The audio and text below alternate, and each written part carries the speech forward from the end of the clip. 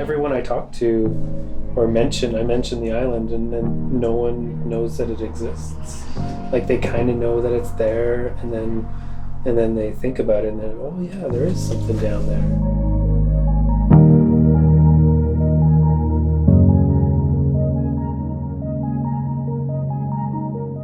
Elbow Island Park. It's in downtown Calgary. It's underneath 4th Street Bridge.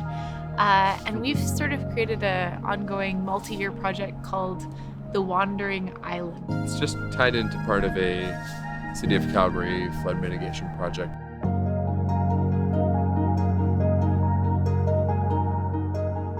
Calgary Public Art approached us because they were sort of interested in finding some lead artists who would be, I think they wanted to find lead artists who were interested in approaching this more like curatorially.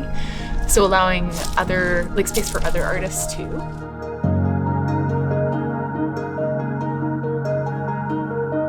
There's 3 facets to this project. They're the permanent artworks, which include the stairs and the stepping stones, and the benches. The benches I include as the second facet of the work because the benches are places to sit and to dwell and to consider.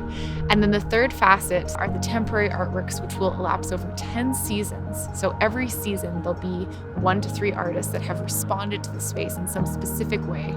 And it might be performances that only last an hour, or it might be works that slowly decay over time and remain in the space for years.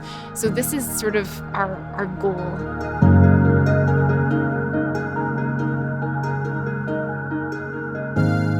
Really careful about making sure that this work is documented. A lot of these artworks that may coexist with each other, they have a relationship through time, but some of them may not even ever exist on the island at the same time. There may be an early artwork that completely degrades or it's just a performance, but through the documentation and the kind of archival elements, those works can still coexist and have a dialogue.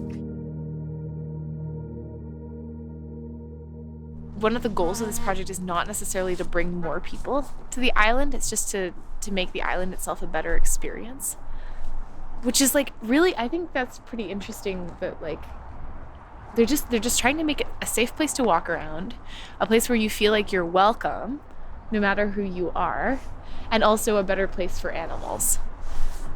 Which I think is pretty fascinating. And I think if they did develop the space, say putting concrete paths or something, it would completely ruin what this place is. So it's really lovely that they're like, no, we're leaving them trails and we want to make sure that like there's still space for wildlife and we're thinking about fish. And like The Wandering Island is a project that we think about as being for the audience of birds, bats, beaver, fish, and the occasional curious wanderer. And they're completely supportive of that.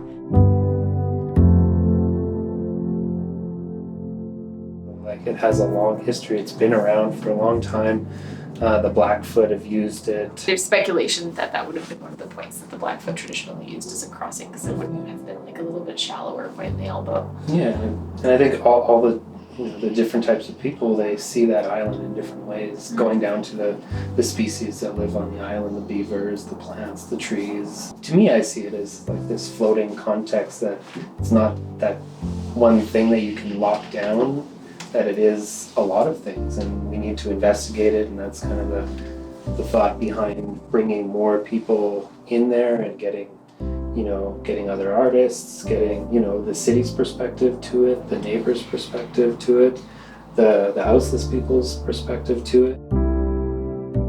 I think we are interested in the contemporary context of participating in Treaty 7 land, and as lead artists on a project, recognizing it's really important that this be an inclusive space, and that we're not inviting people onto this land. Like, this isn't our land to invite people onto, that we're really interested in a diverse participation and trying to sort of create opportunities for a diversity of Calgarians, a diversity of people. This island, because it is quite natural, has looked in a variation of this way for a long time, and there's a bigger picture to consider.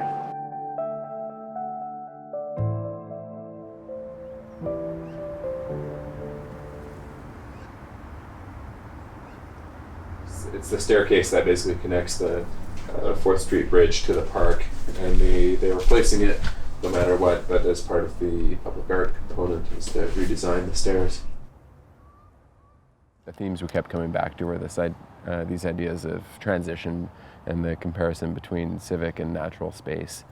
And so the design we landed on, through the use of materials and form, kind of speaks to transition. So the stairs feel very conventional urban civic infrastructure at the top of the stairs, and then they slowly become a little more organic in change of materials and form as you descend into the space. And this is kind of meant to act as a gateway into the park as a natural space, but also a space for art. They're sort of the entranceway to the entire project. Mm-hmm. They're the guide that brings you down. But they were the impetus for the Wandering Island as well. This is the site of the first bench on the island. So it's your first place to sit. So for those who don't want to wander too far, there will be 3 benches, and this will be the first site. There'll be 2 more benches as you wander further down. All the teams were selected as a different type of couple. Oh. So there's father-daughter, there's couple, and then there's the like bromance team. And they were all asked to sort of design the space that they would want to sit on in this space while looking at the river.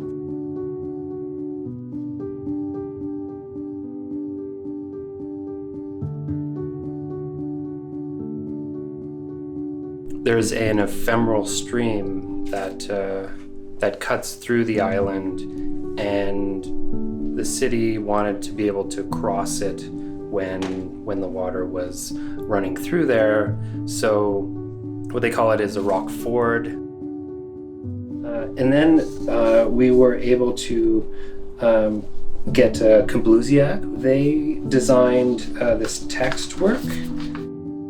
So 6 of the bigger boulders will have this handwritten text on it. Seeing the river in a different light. It's not a thing. It's an actual like being that changes. At both ends, downstream and upstream, 2 pretty massive stones, about 1 meter tall. They're 2 very different contemplative attitudes, looking upstream and looking downstream. They're just nice, like different perspectives. Just like the island is like different perspectives on how you would view one object. The long-term plan is also to have seasonal temporary works, but the seasonal programming I think will sort of like hem it all together, because just thinking about this space over time and like thinking about it as like a space that grows and is organic and changes, all of those things are really important to the wandering of the Wandering Island. A slow learning.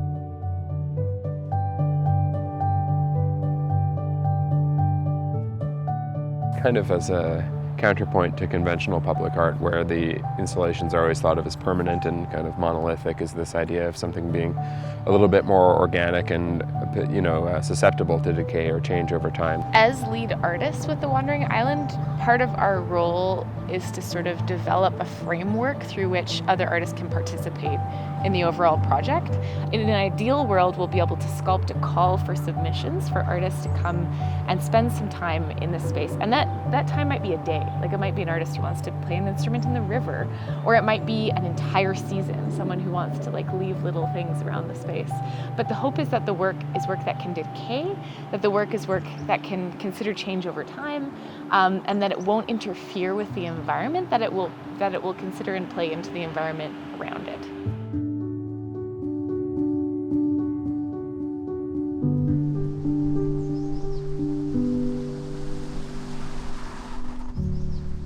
No, I think it's more about quality over quantity, allowing objects and actions and performances and happenings in small ways that enhance what's here already, so that you see what's here already a little bit more clearly. And it's almost like giving people an excuse to be in this place. We're working with the landscape, working with the flora and the fauna, learning about the ecology of the island, and then responding to that. It's kind of a process of learning about the island first. What's unique about this project, I think, is that the space itself is so wild, and the project has been allowed to become a little bit wild too. We're really hoping to preserve that sort of like slow art in a wild space. It's in the city, so no matter what, it's like connected to it. It's not this landscape that is untouched by man, but there's this overlap, and then given some time, the idea is that it gets better over time.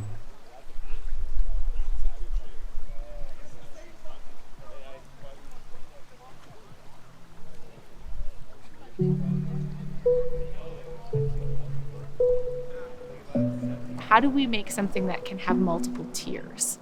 How do we make something that allows space for experimentation and flexibility and integration into landscape, while also not being so hubristic in imposing too much onto the landscape, but also wanting to have some sort of iconic imagery that we create for the space, so that you invite people down, like you have those moments where you realize that you're being invited into an experience that's different from potentially other parks in the city, but without leaving such heavy footprints that we're squishing what's here already.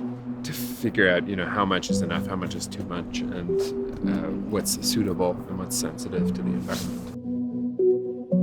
Like, that's the only way you can really learn about anything is, this multiple perspective view, until we can get an appreciation for this island. That's what we're after. Get people to really appreciate the island. And then maybe they'll want to take care of it. Isn't that the thing? If they love it, if people start to love it so much that they'll take care of it, and then you don't need garbage cans and things like that for picking up litter, if people just instinctively want to take care of it.